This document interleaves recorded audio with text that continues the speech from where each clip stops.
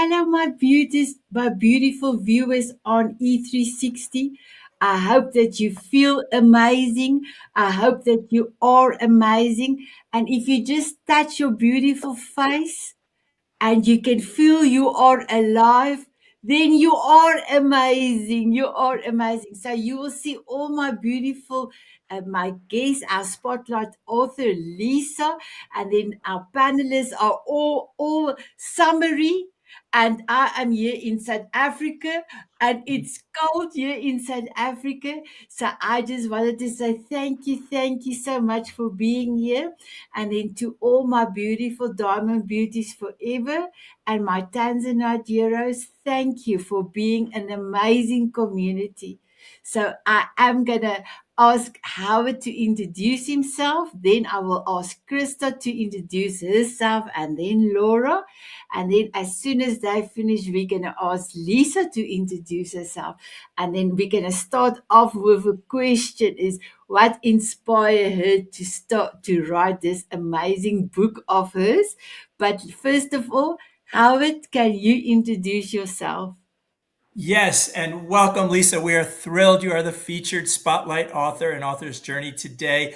I am Howard Brown. I am speaking to you from the suburbs of Detroit, Michigan, and I am the original Mr. Shining Brightly. So I am a best-selling. Oh, everyone's all putting the shades on for me. I'm the best-selling author of my memoir, Shining Brightly. I'm an international award-winning motivational speaker, and I have an amazing podcast called The Shining Brightly Show, where we talk about resilience, hope, and inspiration every Wednesday. And I'm just so glad to be here. And I loved your book. I have 25 questions, and I'll probably get to ask two. So I've got a lot of questions. And being the male representative here, I've got a lot of responsibility to cover and, put up for the men out there that need help, lots of help in their relationships. So thank you. Thank you, Howard. Krista, before you go to, go to you, Howard. Buddy is here, so can I quickly bring Buddy into the studio? Oh, I need the help. Bring Buddy in for the support. Absolutely. Buddy should be here. And Hello, Buddy is here. Hi, buddy.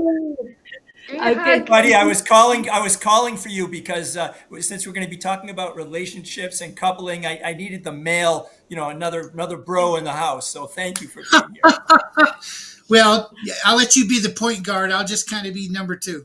It's all right. I need a power forward out there, buddy. The wingman. oh well, Krista, all over to you.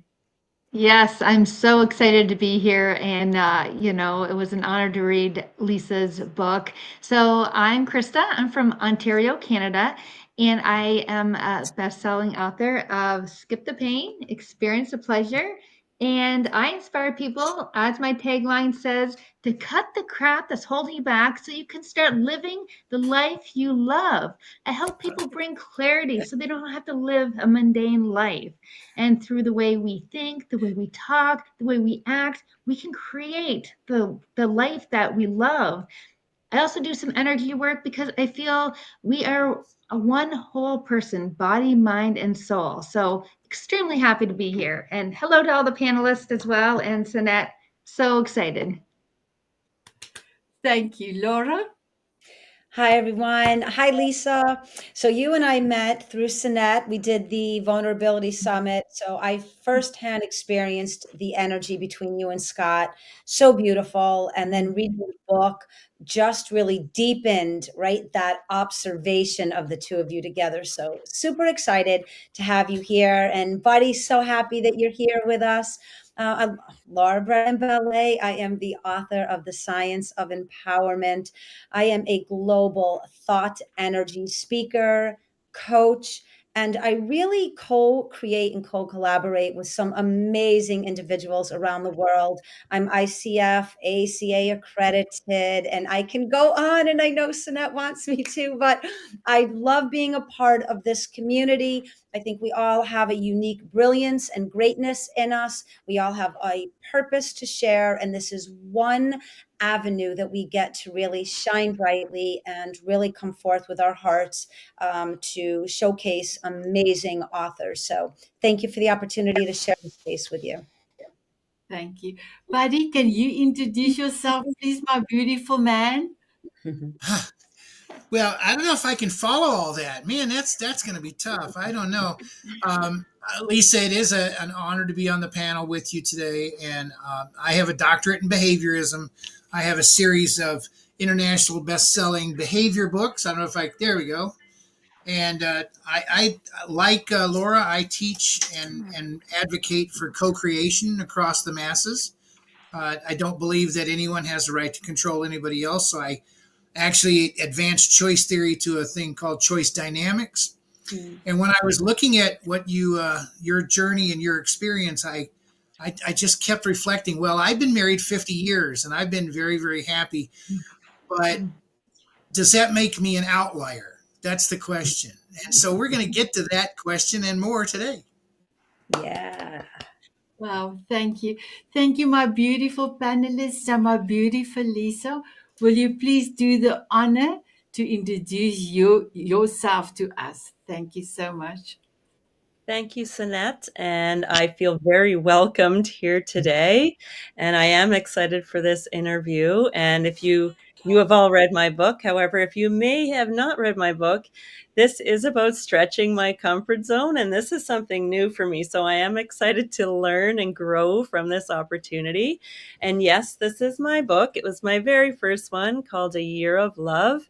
And as you can see, it is an Amazon bestseller, which I'm super excited. I'm in the same boat as Krista, and I'm not sure who else on the panel. However, my subtitle is Taking Risks Big and Small, Finding My Soulmate to Win It All. And yes, in this book, it's a lot about me, my growth, my awarenesses that I gained over the last several years. However, it is also about my husband and I's journey, and we met in a self-growth program. So you'll see all of that in there. And I will plug my second book as well. I know we're not discussing it today, but The 6 Months of Love is even more detailed about my awarenesses, gratitude, just beautiful things that I grew into and discovered over the last several years as well. And I'm super excited to share this today. And I do truly believe that the relationship I did find with Scott, it was meant to be, and the timing all came together. And I am super excited to share about that today. And just to give you a little backstory, I am a teacher of 20 years and decided to take 2 years off from teaching so I could live life, explore the world. Been in Thailand now for a couple months or a couple times over the last couple of winters, and decided to take on the writing bug. And I absolutely have loved this journey, and I'm super excited to join forces with Scott. We've begun a online coaching business, yes, for couples and individuals, and we're very happy about our start. And our business is called Forward Walking Choices, which is what we believe it is about, making those forward walking choices together. So I'm super excited to be here. Thanks, everybody. Wow, incredible. And I have the honor to meet both of you, have both of you on the screen, not once, but quite a few times, even in Taiwan. Thailand. Thailand, sorry. It starts with a T. It starts with a T in Thailand. So, can you tell us your you know that you wanted to do your first book, write your first book. So, what was your why? Ooh, that's a great question. So about 6 years ago now, I began a journey of healthy eating. And that started to shift the way I thought, the way I felt, and confidence was coming back into my life. And I started personal development work. So attending courses and being part and active and really using the strategies and skills. That was back in about 2018, 2019. And my second course that I had taken, I took a 7-day class, which is where I met Scott on personal development work. And when I met him, I was actually still married at the time, was not looking for anyone new. my goal with personal development work at the time was to, of course, work on me and decide that I am worthy enough to be worked on and to dig deeper. And so that was my big goal, along with improving my relationship with my two now adult children. And so that was my focus. And I believe because I chose me, that's why I ended up finding and discovering and seeing Scott. Because once I became more grounded, I was able to open my eyes to those amazing people around me. And he was one of them. And so when I first met him in August of 2021, it was probably a few weeks after meeting him, I'd returned to work as a school teacher. And you sit around your table as all the teachers are sitting there to talk about their summers. And I was asked, Lisa, like, what's going on? You're just like beaming. And so I got to tell them about my personal development growth and the experiences I had and meeting this great guy, Scott. And so throughout that school year, I had several little nudges from other teachers and parents saying, you should write a book. You should write a book. And I never really thought of it.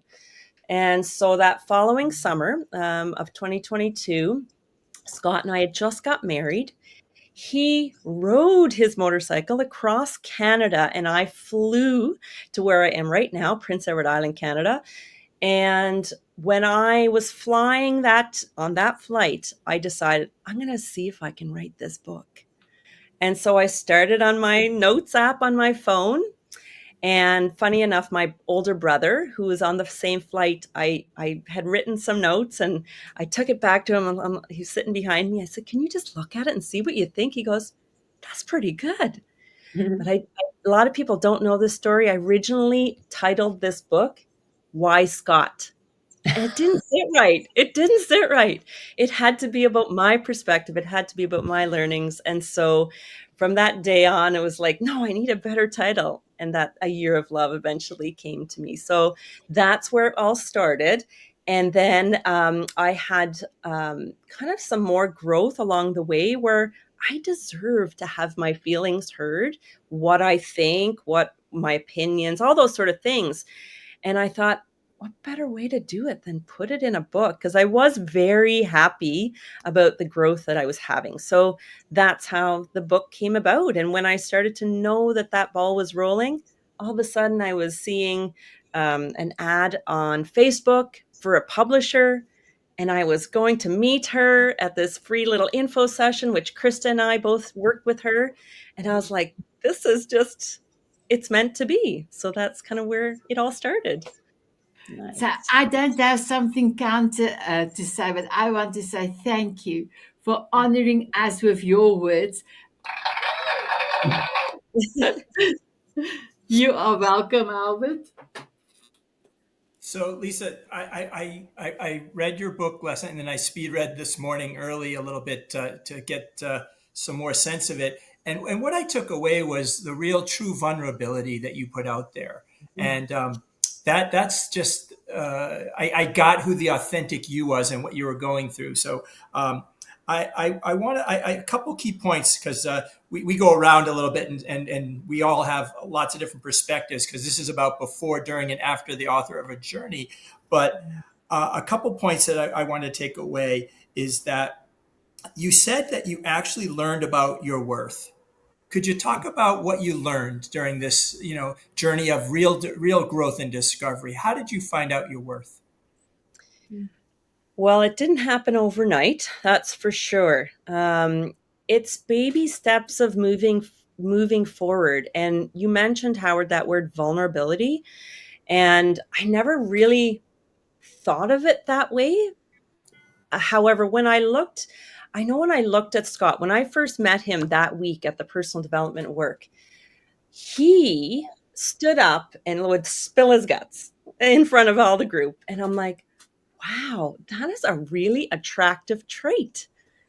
And I'm thanking you right now, Howard, because now I get to say that about myself, because yes, my book is about being vulnerable, being okay with who I am. And it's not that I'm there and everything's good. it's still a work in progress. And I'm proud to say that I continue to find my worth. And I know one thing I learned, Howard, a lot of people, I see this in a lot of people, is that they're striving outside for something better or to be that better person. I know it's all inside. I know it's all inside. And I feel this is kind of how I visualize it, that since I've been born little, other people's feelings, opinions, statements, whatever, have covered me in layers. And I feel like I'm eventually just peeling. And I'm still peeling. I'm still peeling back to discover who that amazing little girl and lady now is in there. Thank you, Sinette. And I know she's in there, and reminding myself every day to choose how to take on my day, to be grateful for my day and what's happening. That's been a huge awareness for me. And one little tip that I'll share that Scott and I just started, and if we ever miss it, I do it myself. So every night we go to bed and we say to each other 3 wins from the day. The 3 wins from the day that we do. And then we forecast 3 wins for the next day.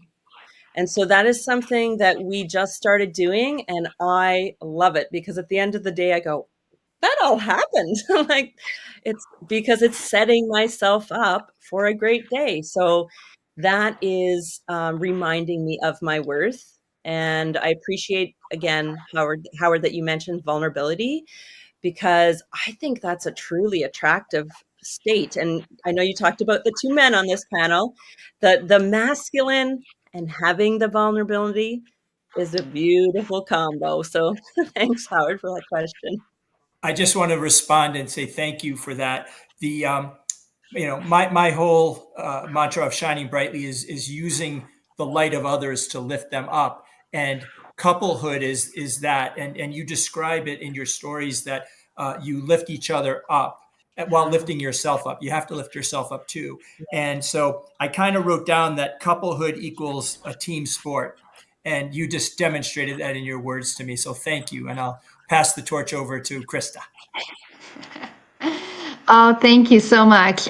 Lisa, when I first read your book and when I was able to reread your book, you give so many, we call them golden nuggets. So those information, those little kind of aha moments that really seem to hit you. And I have to tell you, the one thing that is going to stick with me, and I'm going to try to talk to my husband and put in place, is when Scott was talking to somebody. I remember the story, but basically it's every morning saying, how can I love you today? I mean, wow. And then at the end of the day is, did I love you today? And as you wrote about it, you wrote that sometimes it was about being vulnerable and say, no. I mean, I asked you how, I answered you how you could love me today, but you didn't do that. So that it was so inspiring to me. I'm wondering, I know you said you're doing something else. Do you still continue with that practice?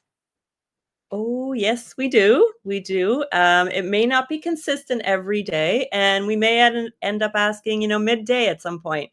And we do change our words up, not only love. We do use cherish. That's another big thing. And honor. How can I honor you today? And yes, there definitely were days where, he may have asked me, can you call so and so today and ask for something, whatever it is. And the night comes and I go, I forgot. I am sorry. I let you down in that area. I will do that tomorrow.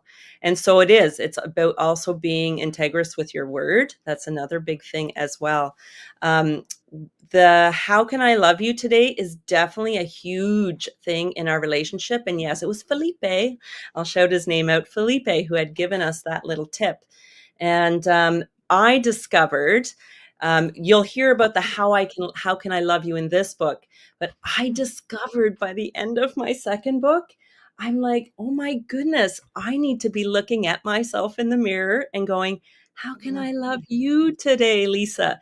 And so that was another huge thing. So I know, Sanette, because you do that as well. You love yourself as well, eating healthy and all that sort of stuff. And so I discovered, or sort, I don't know, I think I always knew, I just had the more clear clarification that when I take care of me, I can better show up for other people as well. Maybe my kids or my family or my husband or whatever. So thanks, Krista, for mentioning that. Yeah, that is for sure, my golden nugget. And that is a huge open communication, clear comprehension, all that sort of stuff that needs to happen in a relationship. And yes, does happen in ours. Yeah, that's fantastic because one of the things that I really believe in, and I do write a little bit about it, is about the way we talk, not only to other people, but you hit it right at the end about how we speak to ourselves and, celebrating those wins. I loved it. So, yeah, thank you so much for sharing. Thanks, Christy. Laura, you're muted. Oh, I've been muted by the host, unmuted. Thank you, Miss Sinette. All right, wonderful. We have a little inside joke, all of us as panelists. The style of questions that we come up with, and sometimes are very similar, and yet, as Howard said, we have different perspectives. I think we all love this topic, love, right, and how we explore it and discover it. But I'm going to stay kind of in this environment because I think it's so important for listeners to have insight and maybe some shared wisdom on how to take those steps forward into truly loving ourselves. And if there was maybe one or two things looking back as well as forward into even the second book, and now you've had some time with your love, um, what is something that you can share that can help people that still struggle with self-doubt, really no self-worth, very little value? So when they are looking at the mirror, into the mirror every day, they can start to break that pattern. So what I'm looking for is, how would you empower your clients who come to you that are still struggling with that vulnerability of not loving oneself? Yeah, and that's a big one. I see that a lot in today's world for sure. The lack of self-confidence. And it actually, ironically, that it will be my third book looking at that, because I'm seeing that a lot when I'm out teaching, because I still substitute teach. And so I'm seeing that a lot with children and with teachers, actually, and parents. So in regards to clients who come to us, having the chance to be heard. So encouraging that open, respectful space. And ironically enough, Scott and I are discovering, really, it's becoming very apparent that when we are communicating, connecting with anyone, we're finding that we have this open heart, and there's no judgment, nothing like that is happening. And because we sit in that space, that the people we are connecting with are able to flow, and they are able to share, and they're able to let go of things that they've been holding on. And just one simple story, we're with a relative who started telling us about a cancer scare she had that she never told any of her family. And I just met this lady within 20 minutes. And so we know we are giving this space so others can be heard. And when that is released, we know then that we can work with a more positive or lightened brain. So then we can then start to look at making those forward walking goals, and reminding ourselves that everything we do is a gain. And so just coming to or inquiring, emailing a question, anything is a gain. And so taking that every time, taking that step and walking forward, it's huge. So empowering others, or what I want to be able to say is that we kind of hold that mirror up so they can see their greatness. That's another big thing as well. Because I could tell you till you're blue in the face that you're great, you're great, you're great. They need to physically feel it as well. So that's part of our coaching process. I love that. Thank you. And it was I'm not going to get into that, but I did have a question around children and that same observation, which I love that you just shared because it's starting so young. And if we can really start to build their resilience and their confidence and their connection. But I love that. Really, almost what I would take away from it if I was listening is this self space, allowing my non-judgment and looking at myself and just giving me that space. And I think the coaching is going to be such a beautiful real-time experience for clientele to then go and take that and practice it. So thank you very much. Really nice share. Thank you. Buddy. Okay, well, I'm going to pivot to the theme of the Olympics because I also do coaching in that arena. And when I write my behavior books, I talk about the 4 pillars, and Howard loves my 4 pillars. And the number 1 pillar is yourself. Self-care is self-love. And you can't sustain relationships without that. But I also have a little bit of a take, and that is that there's always a third party in the room, and the third party is abstract. It's the relationship. So if you're taking the Olympics as your theme, the relationship gets the gold and your partner gets the silver, and you have to relegate yourself to the bronze while you embrace self-care. Would you like to expand on that from your perspective? Yeah, self-care is huge. So if you look at the Maslow's hierarchy, right? So knowing that you do need to take care of yourself in order to work up to that self-actualization of self-esteem and all that.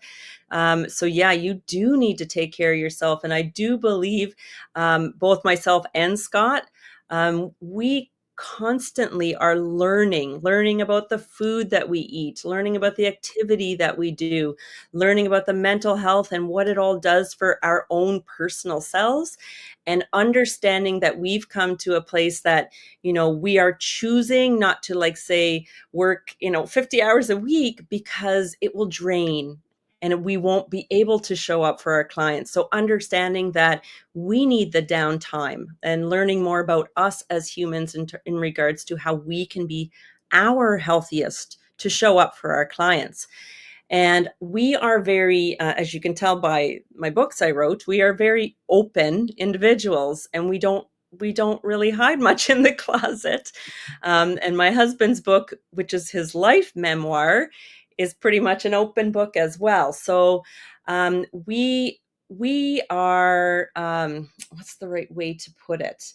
We acknowledge that we are not perfect. And we are open to hearing and discussing and communicating. We also know that we have boundaries, and that's probably one of the big things, buddy. I'm sure that you are big on as well. So understanding that the boundaries need to be set, and that is for me time, Scott and I time, family time, all those sort of things. And so I can better show up to support the clients that we do have. So thank you for that question, buddy. I appreciate it. I think I need to read your book too, or books. Well, I have to share, I'm a great grandfather many times over. So I already have children who are in their late 40s and grandkids who the youngest is 25.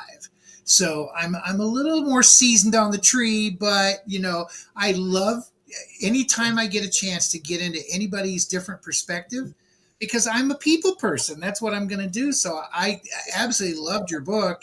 And yes, if we get a chance and I can get your email, I will actually send you a PDF of my book 4. That'll work. Nice. Thank you, buddy. Wow. Thank you, my beautiful buddy. All there in your heart-shaped clouds at the back of you. I love that. So, Krista, you took my question, and a little bit, Laura, you took a little part of my question, but luckily I did write a few questions down.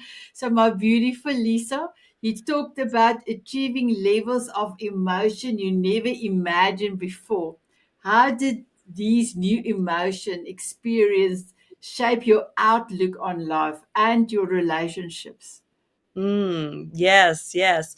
Well, it's all part and parcel with the self-growth and the self-worth and the understanding that when I show up as me, that's the best me. And so I believe I lived most of my life. I like to call it like if it was like a bell curve like this, that I've probably shown, emotions like this. And so being able to cry and be upset and be happy and all that sort of stuff and being okay with it. And when I accepted it was okay, and it's not embarrassing or it's not wrong or however you want to look at it. When I realize that, and then my husband is supporting me with that at the same time, it's like, it's beautiful being able to show all those emotions. And so I've kind of I've also taken it to that understanding that kids are the same way. And so that's something I have always supported kids in showing their emotions and being able to talk about what they are called, and that this sort of growth is like, it's beautiful.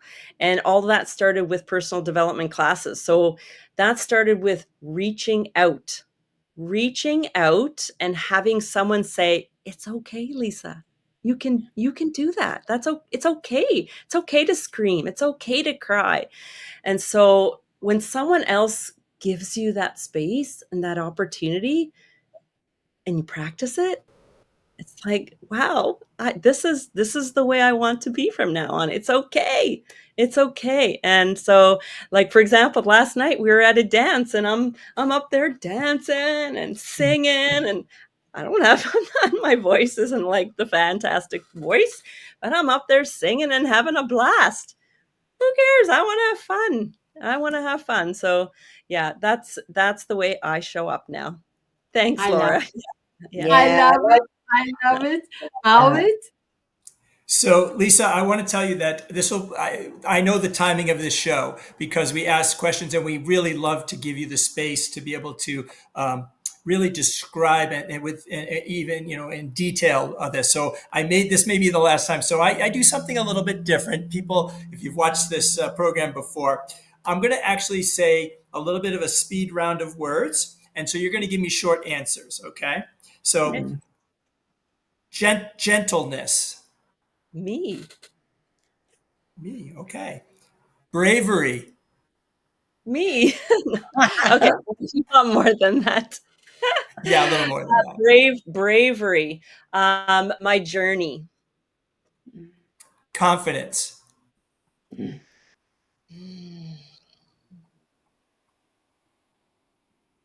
My husband. Wow. Trust. Ooh, my two beautiful children. Last one Nice. for me. Togetherness. Oh, people in the world. Nice. You passed with flying colors. Love Thank that. you. Thank you. Over to you, Krista. Wow, that was fantastic. It's always great to hear other people's questions, even sometimes if we steal them. Sorry. Uh, but that's what it's about too. So there were so many things that I loved about your book, not only the golden nuggets, but how you stepped out of your comfort zone. It was almost like you were living in this box and suddenly you're scuba diving, you know? So when I was reading about the process of you learning how to scuba dive, so the online course, starting with and really struggling with it, and having to be okay with not having to be, how I read it was like perfect. It was okay to pass, and then you know taking time and trying it in a pool, but still maybe having a little bit difficulty and how to breathe and all that stuff. So first of all, kudos for you to stepping out of the comfort zone, but it looked like a little bit of a metaphor for a relationship. as well as taking that leap and, struggling, but, still going and persevering. And sometimes you can't breathe. Can you talk a little bit about that? Thanks. Yeah, thanks for the recount. I think my heart's going again. um, yeah, it definitely was a struggle. And you had mentioned it was a challenge for sure. You had mentioned about stepping out of my comfort zone. And that is one figure of speech I've actually altered for myself. So I sort of reiterate to people now, I'm not stepping out because I feel like I need to step back in. I'm learning to stretch it. So it's bigger and bigger and bigger. I know. Exactly. Oh, thank you. Thank you. And so I'm learning that when I feel scared, nervous, fearful, something like that, I step back and go, why? And I'm now looking at what in the subtitle of this I had said taking risks. And it's interesting because right after I published this book, I had a discussion with my therapist and I said, taking risks. She says, as soon as you say that word, you almost sound like you're scared, you're nervous. She said, how about we change it to experiences? And I'm like, yeah, why not? Everything is just an experience. And then we can decide, did we like it? Or maybe we didn't like it. And if we didn't, we don't have to do it again. It's no big deal. And if we liked it, we can do it again. But the word risk always kind of was like, oh, the Yeah. feeling. And so I'm learning that taking on opportunities to do things like today, like a year ago, I would have been stressed to the hilt to do this interview and to discuss my book. Um, and now I'm like, oh, I'm so excited to see what I'm going to learn from this. Like, wow, what am I going to say? Like, what questions am I going to ask? So it's like having this open mind to experience the experience. And Wow. yes, it may be crazy, it may be challenging, it may be risky, maybe something I'm going, but yeah, just experience the experience. And everything is just an experience. It's an experience. So yes, that's kind of where I think I would go with that. And uh, yeah, I'm not sure what else, Krista, you were. No, Oh, Getting the you did drum. fantastic. You're getting the drum. Sorry, Krista, that was profound. I had to do the glasses and the drum. You nailed it. You nailed it because when you're talking about the experiences, it so resonates with me because the second part of my book is, experience of pleasure, and we tend not to experience things. We're not on this earth to just go through it. We're here to experience it. So you just explained it so wonderfully. And I know our viewers out there are having these like aha moments as well. So thank you, Lisa. thank you. Oh, I love it. I love it. And I love the synchronicities. So I'm all about written energy and thought energy. I look at everything as energy. And so when you talked about opportunity versus risk, right? You talk about stretching versus having to step back in. I love that. I think that's such a beautiful self awareness of the growth that you've gone through in a very short period of time. And it shows people who are listening that there is movement away from, forward into, and it's really about how we think and how we align with the experiences. So I have a quick question. I'm not going to hop on Howard Brown, Mr. Shining Brightly, but I wanted just a brief answer so I can give it over to Buddy. There's a lot of people that will hear this, but they will doubt that that type of love exists for them out there. What could you offer, inspire or ignite or support those listening hearts that may doubt that they will never experience a love like maybe you have for yourself, which allowed you to have with Scott, just to offer some beautiful, empowered hope for the audience? Thanks, Laura. Well, first of all, you can read my books to hear my whole story. as well my husband's story in his book. So you can get both sides of the coin a little bit better. In regards to that feeling people get that they won't be able to find the perfect love, my suggestion is to find the love in you first. So work on you. Find you first. Love you to the millionth degree. Find you and work on you. And when you show up, which may sound harsh, when you show up, your tribe, you will attract who you want. And so, and thinking of what values you have as a person, and to continue to live by your values, and you will attract the person, the human that you want in your life. And so, yeah, that's my biggest takeaway is work on you, and it will Yeah. happen.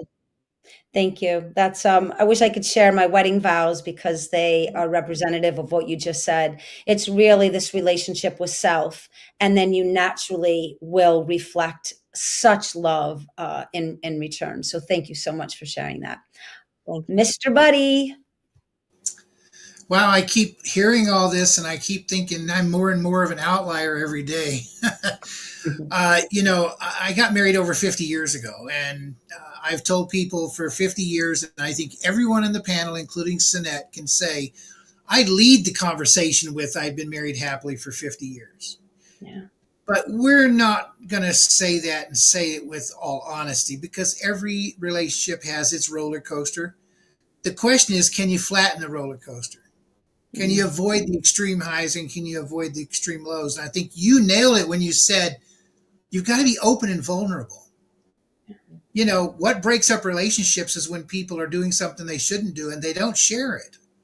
When I go through the pain and I'm feeling pain, the first person I go to is my wife, and then she's able to help me get through that. So flatten out the roller coaster. So I want you to tell me, and I don't want to dredge up bad things, but if you were going to tell people how to pivot from emerging from the dark and getting into the relationship you should have been in to begin with, how does that help you flatten your roller coaster? Great question, buddy. Well, you are unable, or I was unable to force someone to be a certain way. And so it had to come from within, that I was having clarity what I wanted, what I needed in order to be loved. And so when I was able to communicate that, and then we come to an understanding between the two of us, so we can work together to maneuver the crazy days, which you're right, buddy. We totally have crazy days where we go, we're off today. What? It's okay. We aren't upset at each other. We know we're going to shift through it. It's constant communication. It's inquiring about each other's emotions and feelings. And we know we're going to take that roller coaster and end up coming up on top, or coming out at the other end feeling more fulfilled or happy. So I think the big thing for us is being okay with both saying we're still growing and learning, and at the same time respecting each other's growth and learning. And that's where we come to that space of, I am here, you are here, and we're working together. And yes, we're going to have rocky roads, but we do know that we are going to come out on the other end. So, not sure what else you would like to hear there, buddy, or more explained. Well, no, I think you nailed it pretty good. I kind of look at life as like one of those oscilloscopes you used to see on the old science fiction movies. And when the sine waves are out of sync, it sounds horrible, but when you get them to blend together, then it creates great harmony. And I will tell you another secret. After 50 years, I'm still learning things about my wife. So let's just clear the deck right there. If you are not a lifelong learner of your partner and you can't embrace that, you got no business being in a relationship. So, yeah. And I'm going to hand it back over to Sinette. And I would Thank like to add, buddy, that like you said, you had mentioned something about always being open.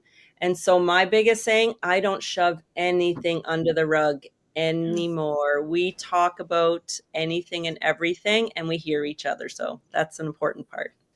Beautiful. I love it. What's the meaning of a dragonfly for you? Ooh. Oh my goodness. So when I was in Thailand, I was on. I was having a rough day. I might have even been Scott and I having a rough day. And I have a little backstory. I had a student when I was teaching kindergarten. She was in my kindergarten class, and her name was Diamond. Mm.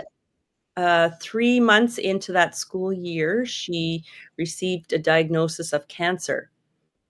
And she fought and she won and she fought and she won and she fought and she won. And 4 years later, she passed away. And so Diamond, she's my little diamond in the sky. And so anytime I need her, I just look up and I know Diamond's looking down at me. And so this one day we were having this rough day, and I don't know, I was having an emotional day, what it was, but I remember being in the pool, in my pool in Thailand in our backyard, and dragonflies were coming around, coming around. I was like, what is going on? Oh, it's Diamond.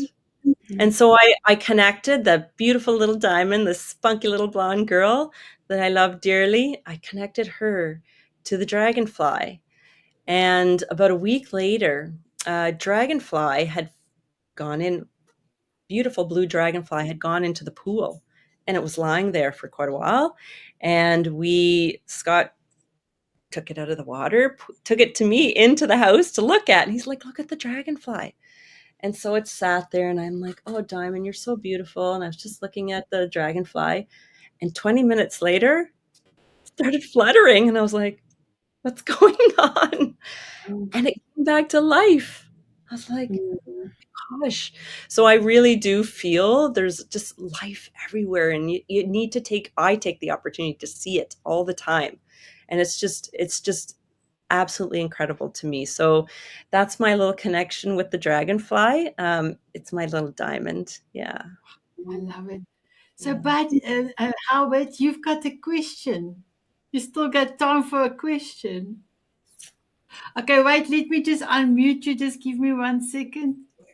Yes. So I know that we're running short of time. So we're going to play a quick game of she said, he said. Okay. All righty. So Scott's favorite color is, Uh, Black. okay. Scott's favorite food. Oh, steak. If Scott were here right now, what would he say about you? My beautiful wife. Mm. All right. And who, if you have a pet peeve about Scott, what is it?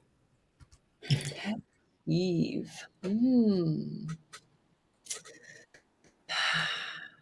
That's a hard one, Howard. Pet peeve. Hmm. Taking out his teeth. I don't know. Okay, I didn't expect that one.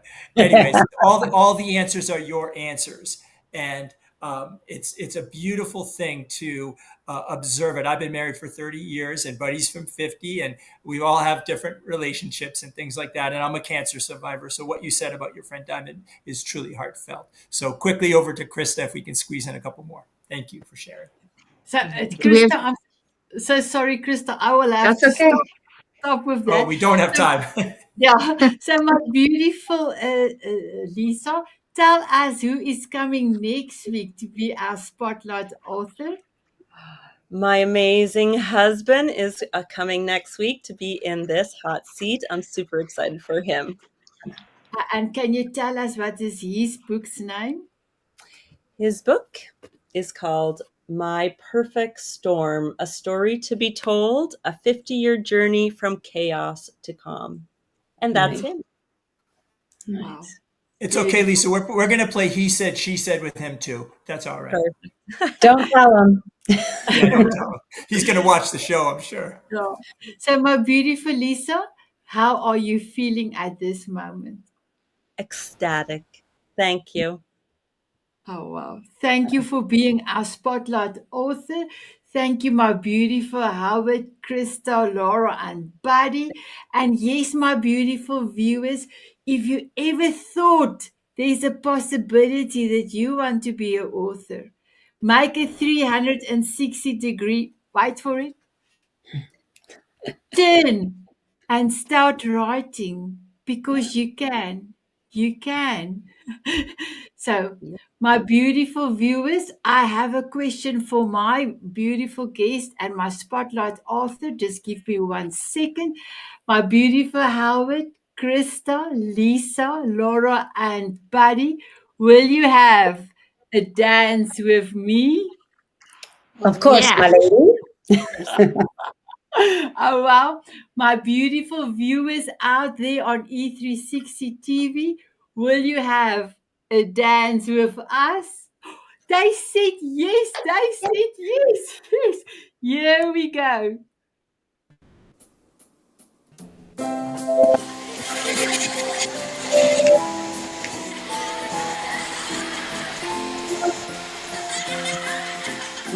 Oh, buddy.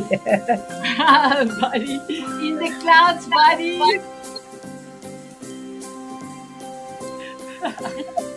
Walking on sunshine or dancing in the rain. Sprinkle me with fairy dust so I can fly away. Smiling at a moonbeam or squinting in the sun. Sprinkle me with fairy Bye, Lisa. Bye, dust Lisa. and cover me with love. Bye-bye, everyone. Bye, everyone.